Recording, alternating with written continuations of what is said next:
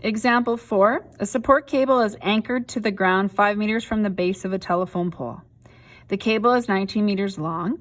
It is attached near the top of the pole. What angle to the nearest degree does the cable make with the ground? All right, so when you're going to do these word problems, a little bit of a hint for you, you're always going to read a word problem several times. You're going to read it once through, and then you're going to start over and go, let me identify what I know, what I'm looking for. Can I draw a picture? Now, these are all going to be right triangles, so that might help kind of with you at the visual. Okay, so support cable is anchored to the ground 5 meters from the base of a telephone pole. So I know when I read that, it's actually the telephone pole part that I'm most familiar with. I know that that's got to be vertical. So I'm going to put that vertical. If you have a ruler, that's good. If not, don't worry about it. I just happen to have one beside me here. Okay. And so now this would be in the ground. So I'm going to have a horizontal. Now I'm going to go this way. I could have went this way. It's not going to really matter in my questions. Well, that gives away that this is where the right angle is.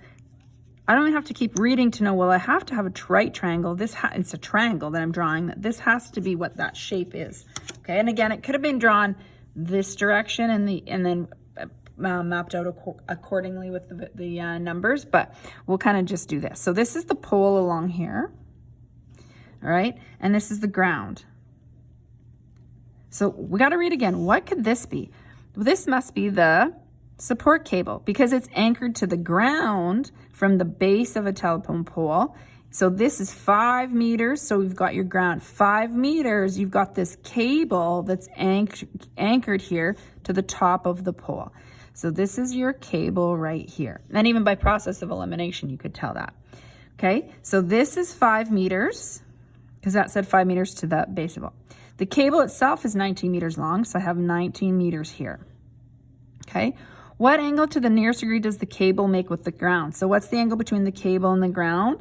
That's this distance right here, or again, we can call it theta. Now, we are going to learn other trig ratios now, and some of you may have already been taught that somewhere along the line and might recognize that you wouldn't necessarily use tangent. But today, this lesson is only on tangent, so if let's just say sine and cosine buttons were broken on your calculator. How would you solve this with tangent, right? So if tangent is opposite over adjacent, I need to know what this number is right here. So if we don't know what something is, we'll just call it X or A or B or whatnot. So for me to find this before I can use my tangent ratio, I need to find this side. Now, if I know two sides, I can find the third using Pythagoras theory. So c squared equals a squared plus b squared is what we're going to use. So 19 squared equals 5 squared plus x squared. So we're solving for one of the legs. So 19 squared, you can use your calculator for that. 5 squared is 25, x squared. I want to get x squared by itself, so I'm going to move 25 to the other side by subtracting it. So 361 minus 25 is going to give me 336 is equal to x squared. Now I want to square root that. So if I square root both sides, x equals to the square root of 336.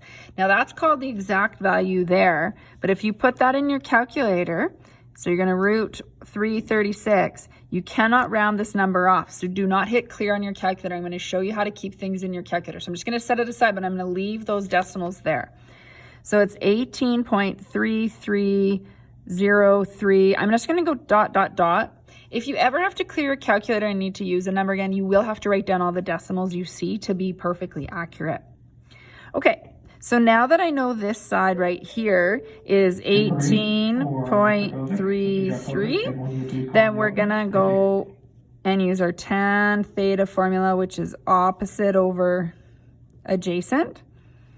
So tan theta is equal to this answer here, 18.3303, etc., divided by adjacent. Adjacent was 5. Okay, so again, here's why keeping everything in your calculator right away is going to be beneficial. So if this is already in my calculator, what I'm going to do, I do not hit clear. I want my calculator to remember this number. I'm just going to start fresh. It'll remember this is the previous answer. And I'm going to say shift tan. Open up my brackets, and now I want that number in there. So I'm going to use the answer button.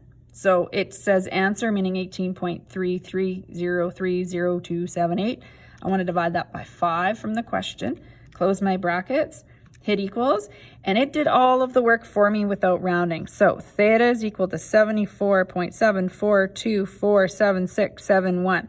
Now the reason I wrote all that down is I just want you to be able to compare your decimal answers to see if you rounded early. Okay, then you round off to whatever the question says in the for rounding. So in this one, what is the nearest degree? So 75 degrees would be then your final answer. Now, it's okay. You don't have to write this whole decimal out for me necessarily, but just for your homework. Oops, I should put a little degree symbol there since that's an answer as well. Okay. Again, if you have to hit clear on your calculator a few times, that's okay. Just make sure you write down maybe 5 decimals at least so that when you're putting it back in the calculator, you remember what those numbers were.